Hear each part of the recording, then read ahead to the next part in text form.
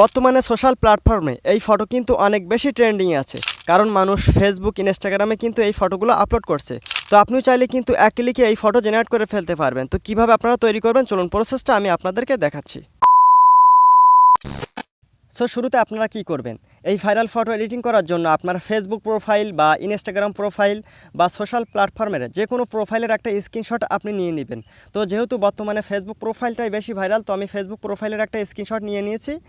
দেন তারপর আপনারা কি করবেন, আপনারা জিমিনি অ্যাপটি ইনস্টল করে নেবেন। যদি আপনাদের ইনস্টল করা না থাকে সেক্ষেত্রে প্লে স্টোর থেকে আপনারা জিমিনি অ্যাপটি ইনস্টল করে নেবেন। তো আমার যেহেতু ইনস্টল করা আছে, সরাসরি আমি জিমিনি অ্যাপটি ওপেন করছি। দেন জিমিনি অ্যাপটি ওপেন করার পর আপনাদের সামনে কিন্তু ঠিক এমনই একটা ইন্টারফেস চলে আসবে। সো এখান থেকে ছবি তৈরি করো এই লেখাটার উপরে একটা ক্লিক করে দিবেন। তারপর এখান থেকে এই প্লাস আইকনের উপরে একটা ক্লিক করে দিবেন। তারপর গ্যালারিতে ক্লিক করবেন।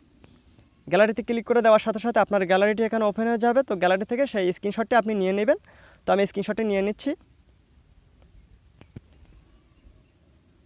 দেন নেওয়ার পর এখানে একটা প্রম্পট আপনাকে বসাতে হবে। তো আপনার ছবির বর্ণনা দিন, এখানে একটা প্রম্পট আপনাকে বসাতে হবে। তো প্রম্পটটি আমি এখানে পেস্ট করে দিচ্ছি, আর এই প্রম্পটটি আমি কিন্তু এই ভিডিওর ডিসক্রিপশন বক্সে দিয়ে রাখবো, আপনারা সেখান থেকে প্রম্পটটি কপি করে নেবেন।